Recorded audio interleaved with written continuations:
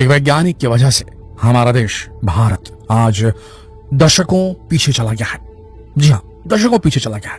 तो आप इस पर क्या कहेंगे? जाहिर सी बात है कि आप भी उस वैज्ञानिक का नाम जानना चाहेंगे और कहेंगे कि आखिर उस वैज्ञानिक ने ऐसा क्या कर दिया जो भारत दशकों पीछे चला गया टेक्नोलॉजी में, और भला ये कब हुआ? ये सारे सवाल आपके मन में तो जरूर आएंगे। तो दोस्तों, भला क्यों देर करना, आपके इन्हीं सवालों का जवाब आज हम आपको अपने इस वीडियो में देने जा रहे हैं। तो चलिए शुरू करते हैं हमारा आज का स्पेशल वीडियो। दोस्तों, क्या आपने आर माधवन की हाल ही में रिलीज हुई फिल्म रॉकेटरी देखी है? अगर आपने ये फिल्म देख ली है तो फिर आप समझ गए होंगे कि हम यहाँ किस वैज्ञानिक की बात कर रहे हैं, और अगर आपने अभी तक ये फिल्म नहीं देखी तो चलिए आपको हम बताते हैं। दरअसल हम बात यहाँ कर रहे हैं भारत के वैज्ञानिक नंबी नारायणन की। क्या आपने कभी नंबी नारायणन का नाम सुना है?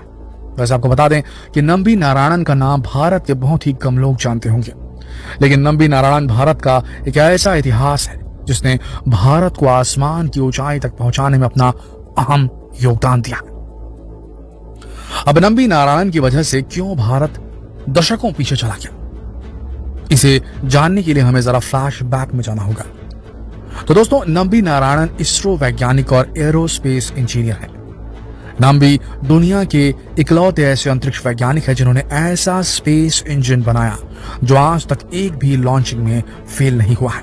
जी हाँ, एक भी लॉन्चिंग आज तक फेल नहीं हुई है। एकमात्र ऐसे वैज्ञानिक है अंतरिक्ष वैज्ञानिक नंबी नारायण।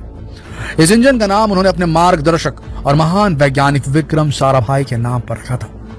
आपकी जानकारी के लिए बता दें कि विक्रम साराभाई वो शख्स है जिन्होंने भारत में इसरो की स्थापना की थी।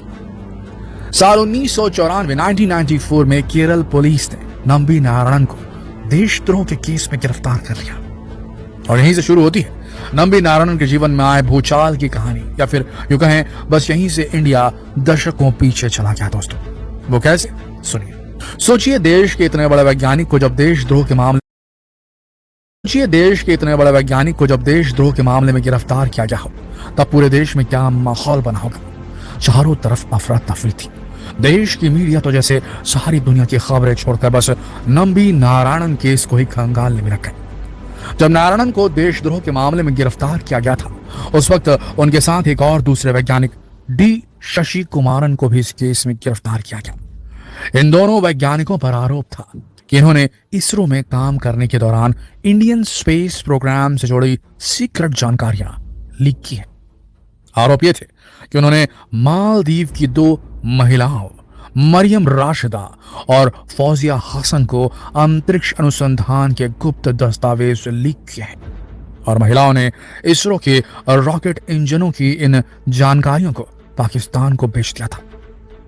कहते हैं कि देशद्रोह के मामले में गिरफ्तार किए गए वैज्ञानिक नंबी नारायणन को पुलिस हिरासत में कई यातनाएं दी गई, उनके साथ ज्यादती की गई।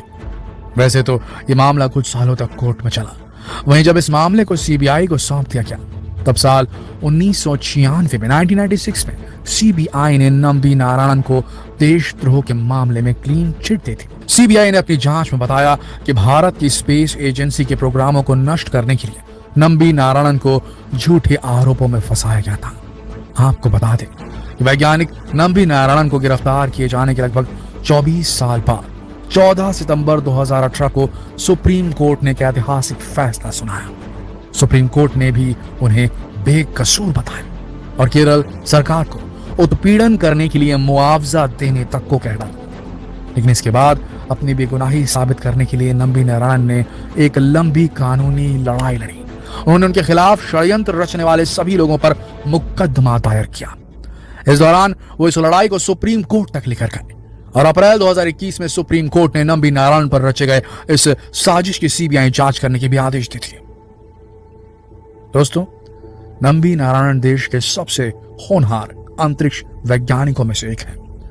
क्या आपको नहीं लगता कि नंबी नारायण के इस संघर्ष में जितना व्यक्तिगत उनका नुकसान हुआ है, उतना ही देश का भी नुकसान हुआ? जरा सोचिए, कुछ लोगों की साजिश की वजह से नंबी नारायण को जेल जाना पड़ा, और भारत स्पेस साइंस में दशकों पीछे चला गया था। खुद सोच के देखिए, ऐसा वैज्ञानिक जिसने ऐसे रॉकेट के इंजन को डिजाइन किया, जिसकी रॉकेटरी इतनी स्ट्रांग थी कि उसका एक भी लॉन्च फेल नहीं हुआ। अगर उस पर यह आरोप नहीं लगता 94 में 1994 में 1994 में, तो आज 2021-22 चल रहा है दोस्तों। ये जो साइंटिस्ट था नंबी नारायण, ये क्या नहीं इजाद कर सकता था, कितना नहीं प्रोफिशिएंट, एफिशिएंट, प्रोडक्टिव और बहुत ही कीमती और बहुत दूर तक जाने वाले रॉकेट इंजन का डेवलपमेंट कर सकता था। इलॉन मस्क पीछे रह सकता था। संभावनाएं तो बहुत सारी थी, लेकिन नंबी नारायण को फंसा दिया गया। तो क्या भारत की टेक्नोलॉजी दशकों पीछे नहीं चली गई? सोचिए जरा, ऐसे ब्रेन्स को जिनके अंदर एबिलिटी होती है, ऐसे जीनियस ब्रिलियंट ब्रेन्स को जिनके अंदर एबिलिटी होती है, भारत के अंदर इतना बेहतरीन काम करने की, अंतरिक्ष साइंस में, स्पेस साइंस में इतनी बड़ी उपलब्धि पाने की, अगर उनके दिमाग के तोतों को जेल, कोर्ट और अपने खिलाफ लगे केस, मुकदमों को सॉल्व करने के लिए लगाना पड़े, अगर उसे अपना दिमाग ऐसे वैज्ञानिक को, तो वो क्या खाक करेगा देश के अंतरिक्ष विज्ञान को कंट्रीब्यूशन। आप जरा सोच के देखिए, तो क्या पीछे नहीं रह गया? हम तो बोलते हैं 50 साल पीछे चला गया है हमारा देश इन 20-30 सालों में, 94 से 2022 तक में, इन 20-30 सालों में 50 साल पीछे चला गया हमारा देश। अगर नंबी नारायण उस वक्त काम कर रहे होते इसरो के अपने ऑफिस में बैठकर, तो हो सकता है कि और बेहतरीन आविष्कार कर सकते देश के लिए, और शायद देश फिर और बेहतर कर पाता अंतरिक्ष के मिशन में। लेकिन अफसोस ऐसा नहीं हो पाया। करप्शन और साजिशों के चलते नंबी नारायण ऐसा नहीं कर पाए, और भारत का स्पेस टेक्नोलॉजी में आगे बढ़ने का सपना दशकों पीछे रह गया। आगे सुनिए, जरा सोचिए, कुछ लोगों की साजिश की वजह से नंबी नारायण को जेल जाना पड़ा और भारत स्पेस साइंस में दशकों पीछे चला गया। हालांकि इस बात में कितना दम है ये कहना जरा मुश्किल होगा, लेकिन कहते हैं कि नंबी नारायण को झूठे देशद्रोह के केस में फंसाने के पीछे अमेरिका का हाथ था। जी हाँ दोस्तों, अमेरिका इस षड्यंत्र के पीछे था, ऐसा बताया जाता है। क्योंकि उस वक्त नंबी नारायण ने स्पेस साइंस के फील्ड में जो उड़ानें भरी थी, वो अगर जारी रहती तो आज इसरो नासा से कई कदम आगे होता। आपको बता दें कि नंबी नारायण को नासा ने भी ऑफर दिया था, जिसे उन्होंने ठुकरा दिया था। जी हाँ, चलिए नंबी नारायण के बारे में जरा डिटेल से आगे जानते हैं। नंबी नारायण का जन्म 12 दिसंबर साल 1941 को हुआ था। नंबी ने केरल के तिरुवनंतपुरम के इंजीनियरिंग कॉलेज से एमटेक की डिग्री ली। साल 1969 में नारायण ने नासा की फेलोशिप जीती। सुनिएगा जोर से, जीती नासा की फेलोशिप, जिसके बाद वो पढ़ाई करने के लिए अमेरिका के प्रिंसटन यूनिवर्सिटी चले गए। वहां उन्होंने रॉकेट की टेक्नोलॉजी समझने के साथ साथ अपना लक्ष्य समझने में भी मदद हासिल की।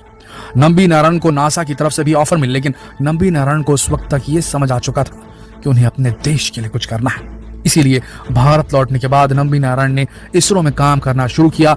आपके लिए यहाँ ये जानना भी जरूरी है कि साल 1970 में भारत में लिक्विड फ्यूल रॉकेट टेक्नोलॉजी लाने वाले नंबी नारायण ही है, जिसका इस्तेमाल इसरो ने अपने कई रॉकेट्स के लिए किया था। यहीं पर मिर्ची लगी अमेरिका को। एक स्टूडेंट आता है भारत से, एक रिसर्चर आता है भारत से, एक साइंटिस्ट आता है भारत से, नासा में ट्रेनिंग लेता है और भारत में जाकर इन्वेंशन करता है। यही मिर्ची लग गई अमेरिका को। नंबी नारायण ने जो रॉकेट्स के आविष्कार किए थे, जिसमें पोलर सैटेलाइट लॉन्च व्हीकल, कितने बार आप ये नाम सुनते हैं, polar satellite launch vehicle PSLV, और geosynchronous satellite launch vehicle GSLV, PSLV, GSLV। सोचिए जरा कितने रेगुलरली आप ये नाम सुनते हैं, और जिस वैज्ञानिक ने ये किया है काम, वो जेल में था, उसके ऊपर देशद्रोह का मामला लगा दिया गया। सोचिए जरा कितना बड़ा षड्यंत्र था दोस्तों। नंबी नारायण ने अपने करियर में विक्रम साराभाई, सतीश धवन और APJ अब्दुल कलाम के साथ काम किया। यहाँ आपके लिए जानना भी जरूरी है कि जासूसी केस में जीत हासिल करने के बाद केरल सरकार ने नंबी को 1.3 करोड़ रुपए बतौर मुआवजा अदा किया था। मतलब गलती मानी जा रही है।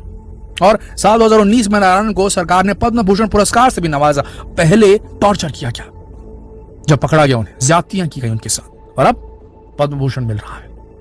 साल के उस पड़ाव में, जीवन के उस पड़ाव में, जब शरीर बूढ़ा हो चुका है, दिमाग बूढ़ा हो चुका है, क्या बीती होगी उस देशभक्त साइंटिस्ट के ऊपर, जिसके ऊपर देशद्रोह का मामला लगा दिया गया हो दोस्तों। सोच के देखिए जरा। भारत की इस मशहूर स्पेस रॉकेट वैज्ञानिक नंबी नारायण ने अपने पूरे जीवन को देशभक्ति में समर्पित कर दिया। नंबी नारायण के जीवन का इतिहास भी काफी रोचक रहा। उनके बारे में कहा जाता है कि अगर उनके साथ यह हादसा नहीं होता तो भारत ने जिस मंगल मिशन को हाल ही में पूरा किया है, वो करीब 15 साल पहले ही हो गया होता। जी हाँ, और शायद भारत के इसी स्पेस की ओर बढ़ते कदमों को रोकने के लिए नंबी नारायण के ऊपर इस तरह के आरोप लगाए गए, जैसे कि हमने आपको पहले ही बताया।